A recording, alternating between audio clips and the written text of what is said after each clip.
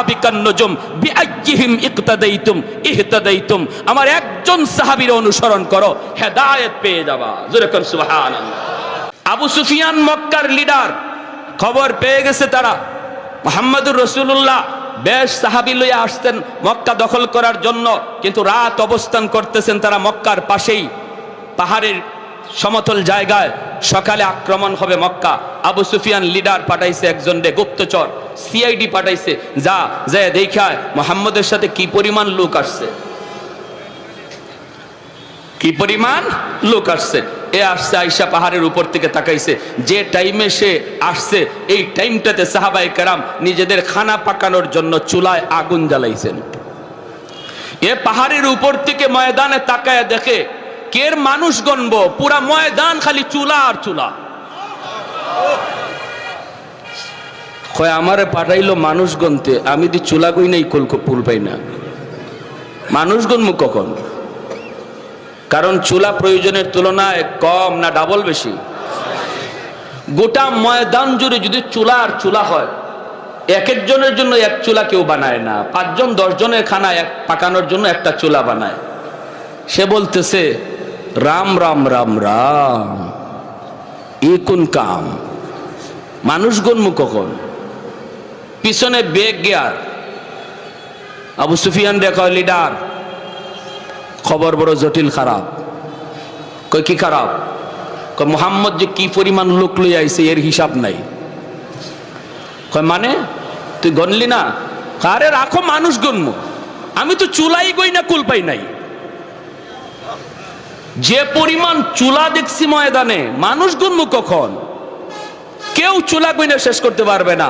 কত তোর আন্দাজ কেমন, একটু ধারণা দে না আমারে। আরে মারামারি করমু তো পরে, আগে তো ধারণা নিতে হবে। হ্যাঁ কয় নিশো 70,000 হবে, অথচ নবীর সাথে আসছে মাত্র 10,000। নবীজির সাথে সাহাবী কয় হাজার? না হইলো 60-70,000 হবে। আবু সুফিয়ান কয় রাম রাম রাম রাম, এই এত লোকের সাথে কিভাবে যুদ্ধ করব? কত ঠিক আছে, বুঝা পরামর্শ করা দরকার। শেষ সাথে পাঠাইছে আরেকটারে, কয় আগ্রাতের সিআইডির খবর সত্য না মিথ্যা তুই একটু যাচাই করে আয়। এ যে টাইমে আসছে এই টাইমে মুজাহিদরা ঘুম থেকে উঠটা বাথরুমের সামনে লাইন ধরছে। বাথরুম প্রয়োজনের তুলনায় বেশি না কম? তাহলে লাইন শুট হইব না বড় হইব? বুঝছেন অবস্থাটা? এ পাহাড়ের উপর থেকে তাকাইছে মানুষ গন্ত, মানুষ গণব কি? বাথরুমের সামনে যা দাঁড়ায় আছে এই লাইনে গইনা কুল পায় না। এখন কয় হাই হাই হাই হাই, সব তো আর বাথরুমে আসে নাই, কিছু মানুষের বাথরুম ধরছে, বাকিরা তো তাবুতে। যে পরিমাণ লাইনে দাঁড়াইছে এটা গণমু কখন আর হিসাব লইমু কখন? হেওয়া পিছনে ব্যাগ গিয়া কয় উস্তাদ মারামারি করলে আপনি করেন, আমি গেলাম। আমি নাই। বলে কেন, কি হইছে? আরে মানুষ যে কি পরিমাণ লই আইছে মুহাম্মদ আমার হিসাবে ধরে না, এটা গণনা করে শেষ করা যাবে না। কয় কেন, বল না কি হইছে কনা? কয় আমি বল মনে পড়ে, ও কত কইছিল আগ্রাইতে যে গেছে, কয় 60-70,000। কয় আরে রাখেন 60-70,000, বাথরুমের সামনে যা দাঁড়ায় আছে এটাই তো 60-70,000।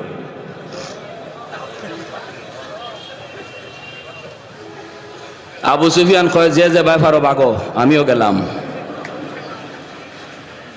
যে যে ভাই ফারো বাগো, আমিও পথ দেখি। বেচারা পথ দেখা লাগছে না, তাই নিজে মুসলমানই হয়ে গেছে। এটাও আল্লাহ নবীর দোয়া। কারণ আবু সুফিয়ানের মেয়ে উম্মে হাবিবা রাদিয়াল্লাহু তাআলা আনহা নবীজির একজন পবিত্র বিবি। তিনি আল্লাহ নবীকে নিয়ে দোয়া করছিলেন, নবী গো আমি একটু হাত উঠাই, আমি একটা মুনাজাত করি, আপনি আমার সাথে শুধু আমিন কইেন। নবী কয় আচ্ছা ঠিক আছে, মুনাজাত করো। নবীজি হাত উঠাইছেন আর উম্মে হাবিবা হাত উঠাই, আল্লাহ আমার আব্বারে তুমি হেদায়েত দিয়া তোমার হাবিবের সাহাবী বানাই দাও। আর নবী তো আমিন বলে ফেলছেন, দোয়া কবুল হয়ে গেছে। সুবহানাল্লাহ। আমার ভাইরা বন্ধুরা, যুবক, আল্লাহর নবী মক্কায় ঢুকলেন, বিনা রক্তপাতে কেউ নবীকে বাধা দিল না, বাধা দেওয়ার কথাও না। একে একে সবাই যার যার মতো করে চলে যেতে লাগলো। আল্লাহর নবী যখন মক্কায় ঢুকবেন, ওই অবস্থায় মক্কার মানুষগুলি তারা এরপরও বিশ্বাস করে না কিছু না কিছু নবী তো বদলা নিবেনি। আল্লাহর নবীর দুইকেই এলান করলেন, লা তাসরিবা আলাইকুমুল ইয়াউম, আজকের দিন বদলা নেওয়ার দিন নয়, আজকের দিন আল ইয়াউম ইয়াউমুল মারহামা, আজকের দিন হলো রহম করার দিন, আজকের দিন হলো ক্ষমা করার দিন। নবী বলেন, আমি মক্কার সবগুলি মানুষকে ক্ষমা করে দিলাম। যারা আমার উপরে নির্যাতন করেছে, আমার সাহাবীদের উপরেও নির্যাতন করেছে, সবাইকে সাধারণ ক্ষমা করে দিলাম। আল্লাহর নবী যখন সাধারণ ক্ষমা করে দিলেন, সাহাবায়ে কেরাম এসে বলেন, নবী গো, ওগো নবীজি, সবকে আপনি মাফ করে দিলেন, কেমন করে গো নবী? আপনি কি আম্মার ইবনে ইয়াসিরের নির্যাতনের কাহিনী ভুলে গেছেন? আপনি কি বেলাল হাবশির নির্যাতনের কাহিনী ভুলে গেছেন? আপনি কি খাব্বাবের নির্যাতনের কাহিনী ভুলে গেলেন? আপনি কি আবু বকর সিদ্দিকের নির্যাতনের কাহিনী ভুলে গেলেন? আল্লাহর নবী, রহমতের নবী বলেন, সাহাবীরা রে, আমি ভুলি নাই, আমি কারো নির্যাতনের কথা ভুলি নাই। তোমরা কি আমি নবীর নির্যাতনের কথা ভুলে গিয়েছো? আমার উপর মক্কায় যে নির্যাতন হয়েছে, এটা কি তোমরা ভুলে গিয়েছো? সাহাবীরা কই, না গো নবী, আমরাও ভুলি নাই। নবী বলেন, এই মক্কার জমিনে আমি নবী ইতীম, ওই অবস্থায় আমি দাওয়াতের কাজ শুরু করেছি। কত নির্যাতন, কত মাথায় আঘাত, রক্ত ঝরলো। খানায় কাবার সামনে সেজদায় গেলাম, দুশমন মাথার উপরে উটের নাড়ি বুড়ি চাপায় দিল, দম যায়। আমার মেয়ে ফাতেমা দৌড় দিয়ে আইসা উটের নাড়ি বুড়ি ধাক্কা দিয়ে ফালায়। তোমরা কি ভুলে গেছো 2 বছর 3 বছর আমি নবী পরিবার সহ বন্দী ছিলাম? শিয়াবে আবি তালিবের ভিতরে আমি তো বন্দী ছিলাম, কারাগারে বন্দী ছিলাম। এই 1 বছর নয় 2 বছর, 1 বছর নয় 2 বছর, 2.5 বছর টাইম। এই টাইমের ভিতরে কোনো খানা পানি তারা দেয় নাই। আমার পরিবারের লোকগুলি গাছের পাতা খেয়ে খেয়ে জীবন ধারণ করেছে। মহিলাদের বুকের স্তনের দুধ শুকিয়ে গেছে, বাচ্চাগুলির কান্না আমি নবীর কানে এখনো ভাসে। ক্ষুধার যন্ত্রণায় একদিন রাতের অন্ধকারে আমার পায়ের নিচে কি পড়লো, একটু নরম নরম মনে হয়েছে, আমি খাবার মনে করে খেয়ে ফেলেছি। আমি নবী আজও জানি না ওই দিন আমি কি খেয়েছিলাম। এত নির্যাতন, এত বিপদ, এত মুসিবত, তোমরা কি আমার সেই কাহিনীগুলি ভুলে গেছ? সাহাবায়ে কেরাম চোখের পানি মুছে আর কই, না গো নবী, ভুলি নাই। আল্লাহ নবী বলেন, আমি আমার নির্যাতনের সব কথা ভুলে গিয়া যদি মক্কার মানুষকে মাফ করে দিলাম, তোমরা কেন মাফ করতে পারবা না? সাহাবীরা মনে রাখো, বদলা নেওয়ার জন্য মক্কা দখল করি নাই, আল্লাহর নাম উচ্চারণ করার জন্য, কালেমার পতাকা উত্তোলন করার জন্য মক্কা দখলে নিয়েছি। যেই মানুষগুলা তোমাদের বাড়িগুলি দখল করে রেখেছে, ওই বাড়ির মালিক সে নয়, সে হলো দখলদার। মালিক হলে তোমরা। আজ সেই বাড়িতে ফিরে যাও, যায়া বাড়ি দখলে নেওয়ার জন্য নয়, যায়া বলবা, ভাইরে তুমি এতদিন পর্যন্ত আমার বাড়ির দখলদার ছিলাম, মালিক ছিলাম না, আমি ছিলাম মদিনায় যাওয়ার কারণে আমার বাড়ি তুমি দখল করে নিয়েছো। আজ আমি তোমাকে মালিকানা সহ বুঝা দিলাম। রুহামাউ বাইনাহুম, আমার নবী রহমতের নবী কি পরিমাণ দরদ! আল্লাহ নবী রহমতের নবী সবাইকে ক্ষমা করে দিলেন, এরপর মক্কার মানুষজন বিশ্বাস করে না, কয় কিছু না কিছু বদলা তো নিবেই। যেই পরিমাণ নির্যাতন মক্কার মানুষে করছে, বদলা আবার নেয় না কেমনে? আল্লাহর নবী হঠাৎ করে দেখেন মানুষগুলি বিশ্বাস না কইরা ঘরের মাল সামানা মাথায় লইয়া তারা পাহাড়ের দিকে চলে যায়। নবীজি তাকায় দেখেন মানুষগুলি নবীকে চিনে না, আমার নবী কি চিনে না? ওই অবস্থায় নবীজি হাঁটেন আর দেখেন একজন বৃদ্ধা মহিলা মাথার মধ্যে ভারী একটা বোঝা নিয়ে যায়, কষ্ট হয়ে যেতে পারে না। রহমতের নবী কাছে যাইয়া ডাক দিয়া বলতেছেন, মা গো কই যাও? মহিলায় কয়, বাবা তুমি শুনো নাই? বলে কি? কয়, মক্কা মুহাম্মদ দখল করে নিয়েছে। এই মক্কা মুহাম্মদ দখল করে নিয়েছে, তুমি বুঝি শুনো নাই? আল্লাহর নবী বলেন, মা গো শুনেছি, এও তো শুনেছি মুহাম্মদ তোমাদেরকে ক্ষমা করে দিয়েছে। মহিলায় কয়, না রে বাবা, তুমি মুহাম্মদ রে চিনো না। মুহাম্মদ রক্তপাত পছন্দ করে, খুব গরম মানুষ। মুহাম্মদ মারামারি কাটাকাটি বেশি পছন্দ করে, এজন্য বদলা নিবেই নিবে, তাড়াতাড়ি জান বাঁচাও। আল্লাহর নবী তখনও নিজের পরিচয় নবী দেন না। পরিচয় না দিয়া নবী বলতেছেন, মা গো বোঝাটা অনেক ভারী, অনেক ভারী, তুমি বৃদ্ধা মানুষ, নিতে কষ্ট হয়, আমি জোয়ান মানুষ, আমার মাথায় তুমি বোঝাটা উঠায় দাও, যেখানে যেতে চাইবা আমি তোমাকে সেখানে পৌঁছায় দেব।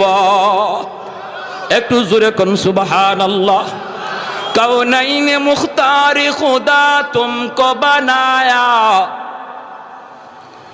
कौनैन मुख्तार खुदा तुमको बनाया, उम्मत का निगाहबान खुदा तुमको बनाया, उम्मत का निगाहबान खुदा तुमको बनाया। मौला मेरा आका मेरा रहमत की नबी है,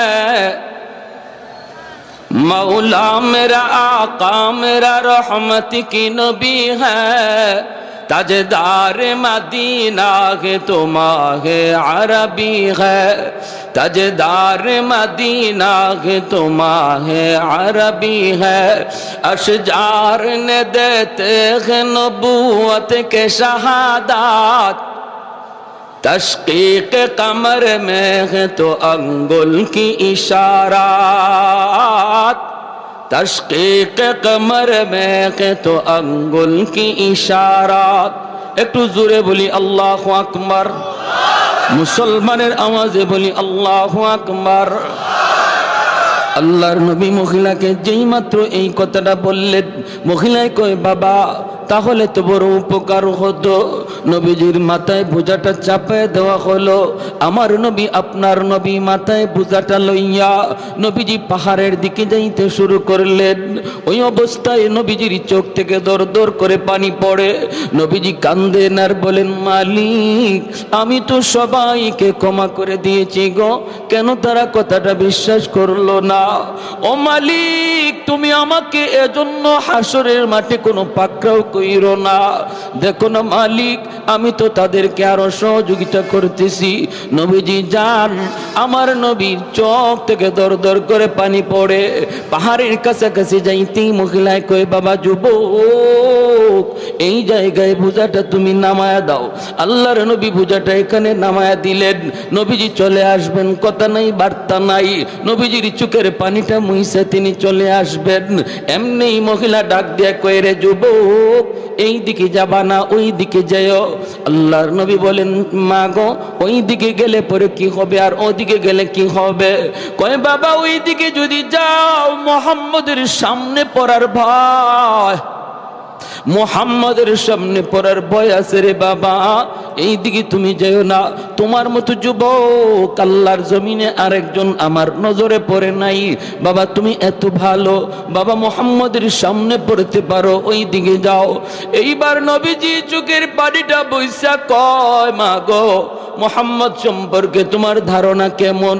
কয়, বাবা ধারণা তো ভালো না, মুহাম্মদ তো অনেক গরম মানুষ, খালি গরম কথা, খালি গরম কাজ, নরম বলতে কিছু নাই, শুধু রক্তপাত। নবী তখন বলেন, মা গো মুহাম্মদ সম্পর্কে তোমার এমন ধারণা, এটা কি মুহাম্মদকে দেইখা তুমি নিছো নাকি কারো কথা শুই না এমনটা মনে করতেছো? মহিলায় কয়, বাবা আমি জীবনে মুহাম্মদকে দেখি নাই, আবু জাহেলের কথা শুই না, উতবা সাহেবের কথা শুই না, এমনটা মনে করি। আল্লাহর নবী তখন চোখের পানিটা মুছে আর কই, মা গো আর মানুষের কথা শুই না, মুহাম্মদকে চিনা লাগবে না, নিজের চোখে দেখে নাও, যেই যুবক তোমার বোঝা মাথায় নিয়ে এই পর্যন্ত আসলো, আমি সেই মুহাম্মদ। মহিলার চোখ থেকে দর দর করে পানি পড়ে, চিৎকার দেয়া কয়ে, মুহাম্মদ, তুমি যদি মুহাম্মদ হও তাহলে এতদিন যা শুনেছি ভুল শুনেছি, এতদিন যা শুনেছি সব মিথ্যা শুনেছি। বাবা, আবু জাহেল যা বলেছে মিথ্যা বলেছে, লিডারগুলি যা শুনাইছে মিথ্যা শুনাইছে। বাবা, তোমার মতো এত নরম দিলের মানুষ আল্লাহর জমিনে হয় না রে। বাবা, আমি আর দেরি করতে চাই না, তাড়াতাড়ি কালেমা পড়ে মুসলমান বানায় দাও।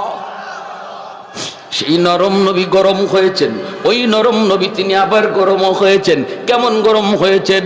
মদিনার মসজিদের মিম্বর, মায়ার নবী দয়ার নবী বলেন, কাব ইবনে আশরাফের কল্লা কাইটা আমি নবীর সামনে কে আনতে পারবা?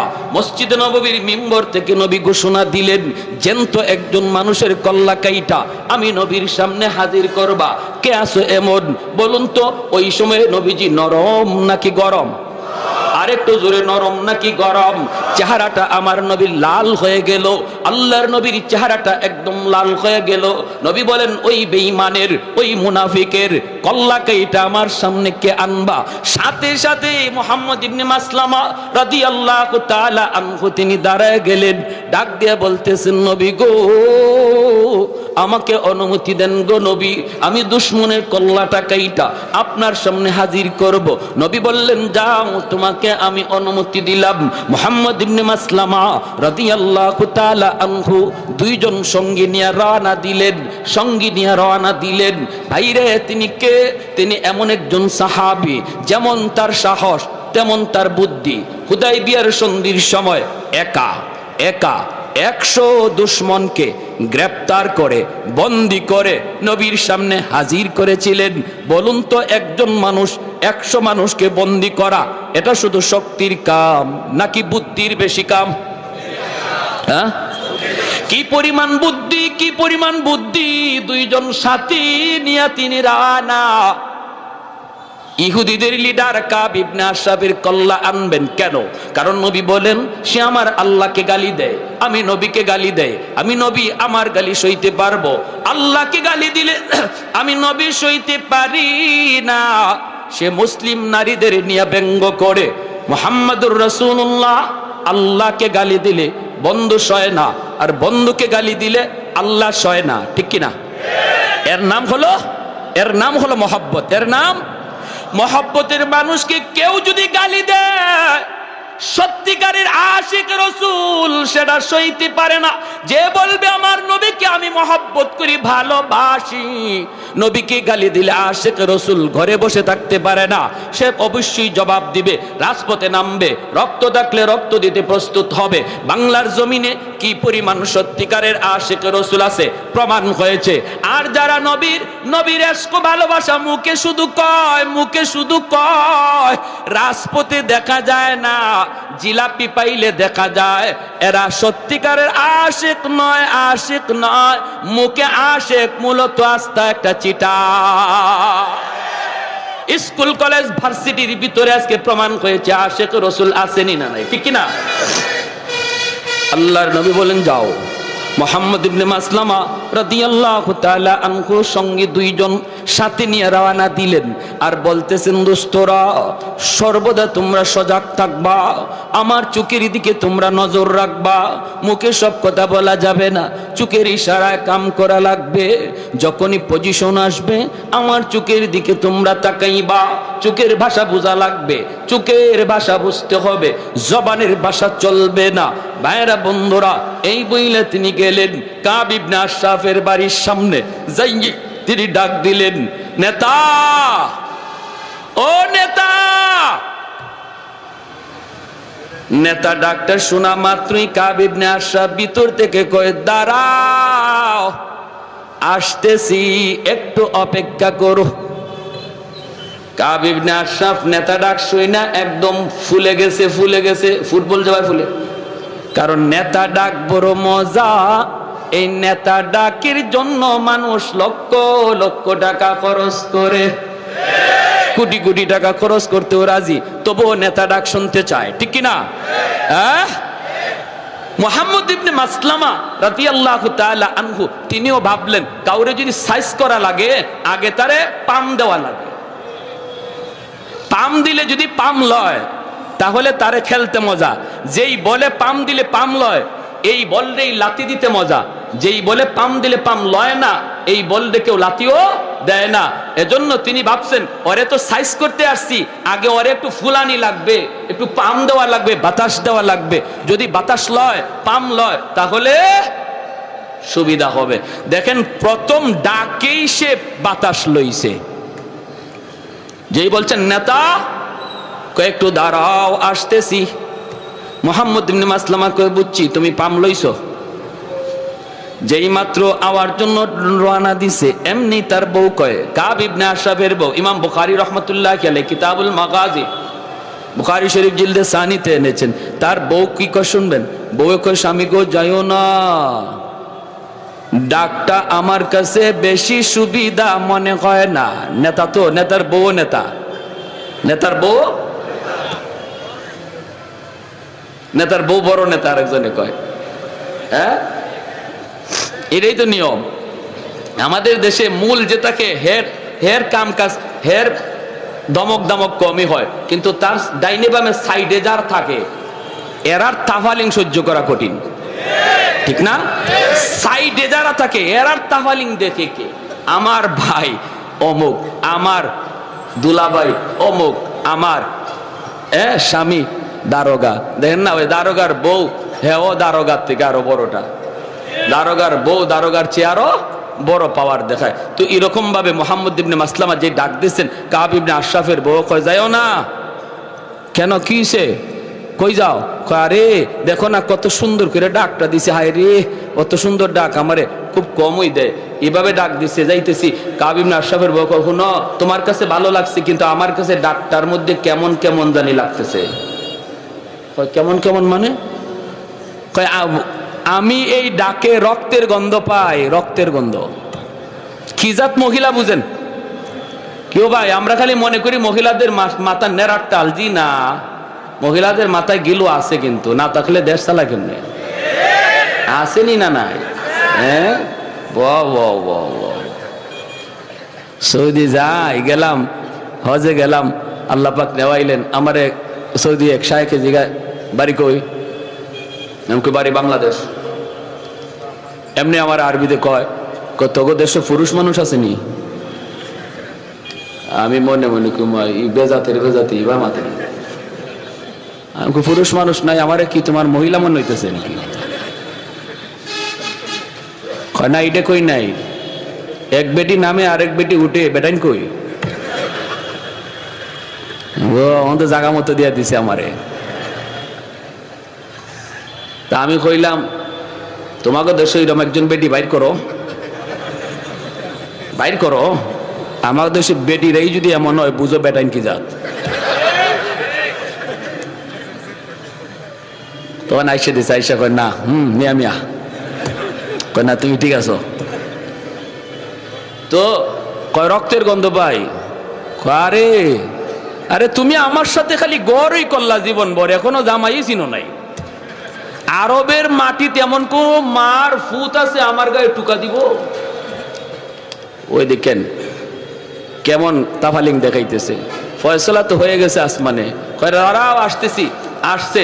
আর আসা মাত্রই মুহাম্মদ ইবনে মাসলামা রাদিয়াল্লাহু তাআলা আনহু তিনি বলতেছেন, নেতা কি আতর মাখলেন? ওই সময় আতর মাখার সিস্টেম ছিল, লম্বা চুল রাখতো, আল্লাহ নবী ওইভাবে আতর মাখতেন, মাঝখান দিয়ে ফিতা ফাড়া হইতো, আর ওই চুলের ফিতার মাঝখানে একটু আতর ঢালা হইতো, আতরটা বেয়ে বেয়ে অনেক সময় কপালে দিয়েও একটু একটু বাইতো। তো আতরটা খুব দামি। মুহাম্মদ ইবনে মাসলামার ওনার উদ্দেশ্য হইল তো খালি ওরে পাম দেওয়া, পাম বেশি দেওয়া। আয়া আসার লগে লগেই বলতেছেন, নেতা কি আতর মাখলেন, এত গ্রান? হে কয় আরে এই আতর তোরা পাবি কই, তোরা ফকিন্নির জাত। আরে আমরাই তো এই আতর মাখি, এটা আরবের সবচেয়ে দামি আতর। মুহাম্মদ ইবনে মাসলামা কয় এবারও তুমি পাম লইছো, তোমারে তো আমি খেলমু তোমারে নিয়া, টার্গেট হইলো এটা। তো নেতা এই আতরটা কি আমি একটু শুনতে পারি? আমার নাক দিয়া কয় হ্যাঁ হ্যাঁ হ্যাঁ হ্যাঁ। কতে মাথাটা একটু নোয়ান, ওই শুরু হয়েছে। মাথাটা একটু নোয়ান, আতরটা একটু শুনবো।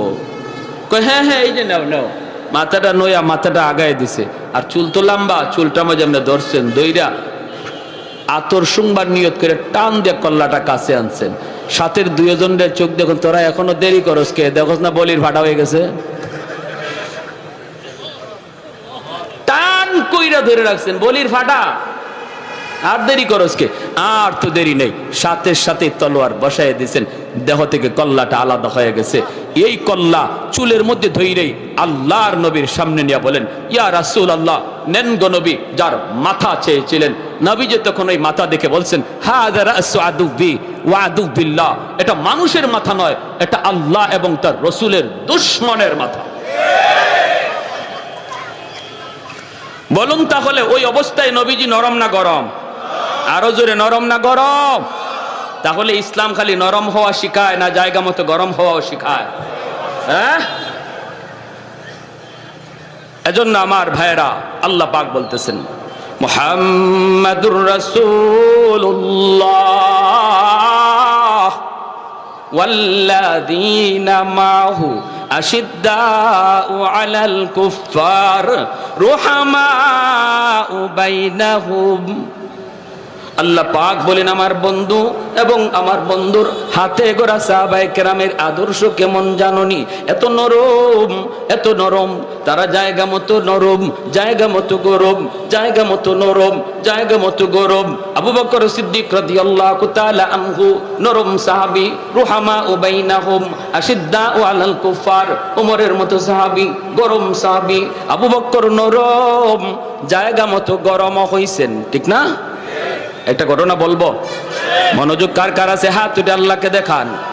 আবু বকর সিদ্দিক রাদিয়াল্লাহু তাআলা আনহুর মতো নরম সাহাবী, তিনিও গরম হয়েছেন জায়গা মতো। প্রতিদিন এক রাস্তা দিয়া যান, ইহুদি উনাকে গালি দেয়, জবাব দেন না, বাপ তুলে গালি দেয়, আবু বকর জবাব দেয় না, জবাব দেয় না, কারণ তিনি তো আবু বকর অত্যন্ত নরম দিলের সাহাবী। ওনাকে গালি দিয়েছে, জবাব নাই। বাবাকে গালি দিয়েছে, জবাব নাই। গোষ্ঠী তুইলা গালি দিয়েছে, জবাব নাই। একদিন ইহুদি আবু বকরকে খেপানোর জন্য আমার নবী, রহমতের নবী, মায়ার নবী তুলে গালি দিছে, আল্লাহকে গালি দিয়ে বসছে। কয় মুসলমানরাও ফকির, ওদের আল্লাহও ফকির, ওদের নবীও ফকির। নাউজুবিল্লাহ কর। সিদ্দিক আকবর যেই মাত্র কয় আল্লাহ ফকির, নবী ফকির, সাথে সাথে আবু বকর ঘুরে দাঁড়ালেন। নরম সাহাবী, এতদিন পর্যন্ত যিনি চোখ তুলে তাকান নাই, জবাব দেন নাই, সাথে সাথে তিনি ঘুরে দাঁড়ালেন। ঘুরে দাঁড়াইয়া হাতের মধ্যে যদ্দুর শক্তি ছিল, এই শক্তি নিয়ে তিনি গালের মধ্যে চোর মারছেন। চটটা খাইয়া গালটা একদম 5 আঙ্গুলের দাগ বসে গেছে, দপাস দিয়ে মাটিতে পড়ে গেছে, ওই পাশ দিয়ে পড়ে গেছে। নরম হাত যখন গরম হয় কেমন হয় একটু বুঝেন? আরো জোরে ঠিক না? নরম হাত যখন গরম হয় তখন খবর হয়ে যায়, খবর হয়ে যায়। আবু বকরের হাত ছিল এতদিন নরম, হঠাৎ করে হয়েছে গরম।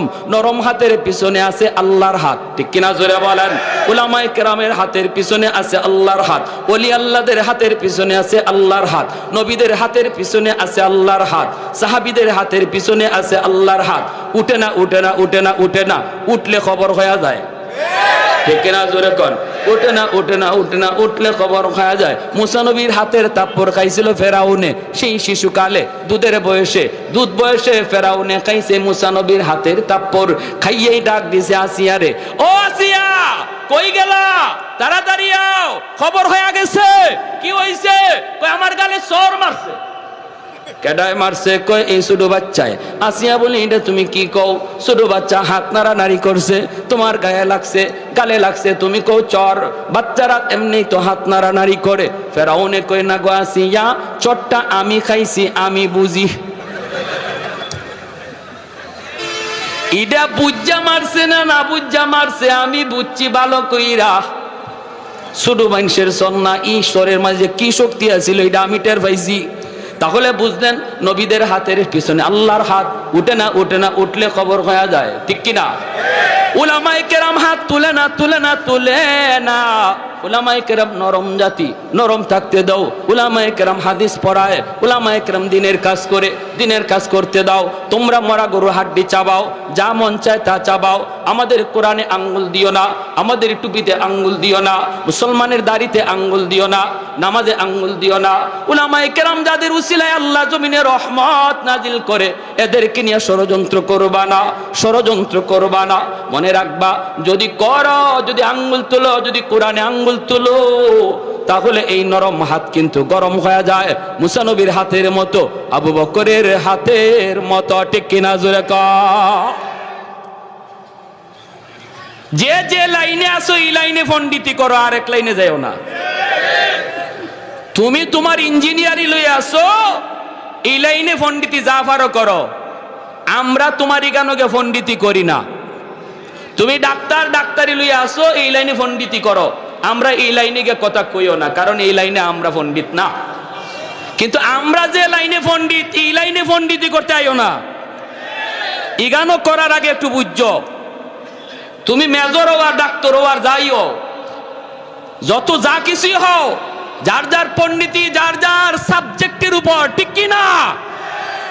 উলামায়ে কেরামের কথার ভুল ধরতে গেলে এই লাইনে তোমাকে আগে পণ্ডিত হওয়া লাগবে। সবাইকে এই কথা জেনে রাখা উচিত। আপনাদেরকেও যারা বগলের নিচে বুখারী শরীফ লইয়া লইয়া উলামায়ে কেরামের বিরুদ্ধে কথা কয়, উলামায়ে কেরামের বিরুদ্ধে পণ্ডিতি করে, কয় নামাজ হয় না, মৌলবীদের কথা ঠিক না, মৌলবীদের কথা মতো জুম্মা পড়লে জুম্মা হবে না, জানাজা পড়লে জানাজা হবে না, রুকু ইবাই করলে হয় না, হাত ইবাই বাঁধলে হয় না, এমন যত ধরনের পণ্ডিতি করে বগলের তরে বাংলা বুখারী লইয়া। আমি ভালো করে বলতে চাই, মনে রাখবা, পণ্ডিতি যার যার সাবজেক্টের উপরে।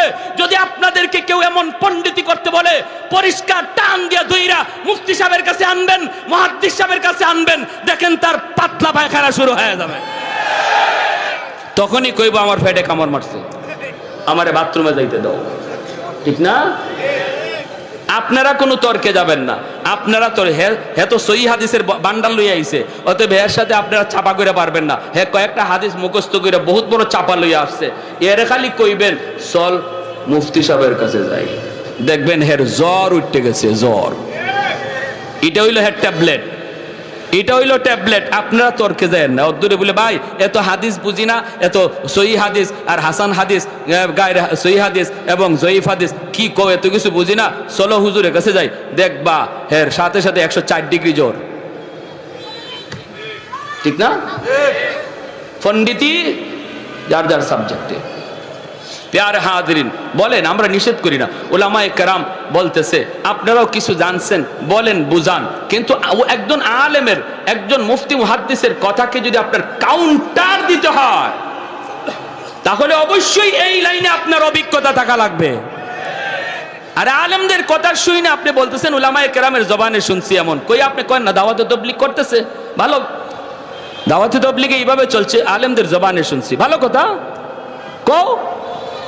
কাউন্টার যদি দিতে হয় এই লাইনে অভিজ্ঞতা থাকা লাগবে। এটা তো একটা পাগলেও বুঝে, তুমি মেজরিয়া বুঝো না, তো তোমার মাথায় কি ঢুকছে, ঠিক কিনা?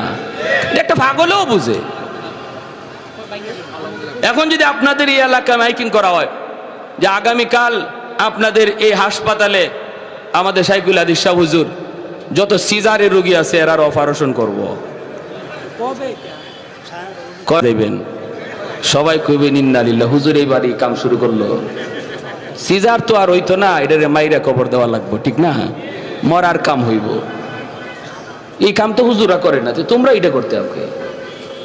প্যারে হাজিরিন, তো আবু বকর সিদ্দিক রাদিয়াল্লাহু তাআলা আনহু বসাই দিয়েছেন, যদ্দুর গায়ে শক্তি আছিল, এর গায়ে তো আঙ্গুলের দাগ পড়ে গেছে। সুজা নবীজির দরবারে গিয়া কয়, মুহাম্মদুর রাসূলুল্লাহ, আপনার সাহাবী আবু বকর আমারে ফিডাইছে। কই দে গালে। আল্লাহ নবী দেখেন গালে এখনো আঙ্গুলের দাগ আছে, আঙ্গুলের দাগ পড়ে গেছে গালে, বুঝেন এটা কি জেনতেন চোর, এটা কি জেনতেন চোর? নবী বলতেছেন তুমি ভুল বলতেছো, মনে হয় কামটা উমরের, কারণ আমার উমরে এইরকম কইরা অভ্যাস আছে।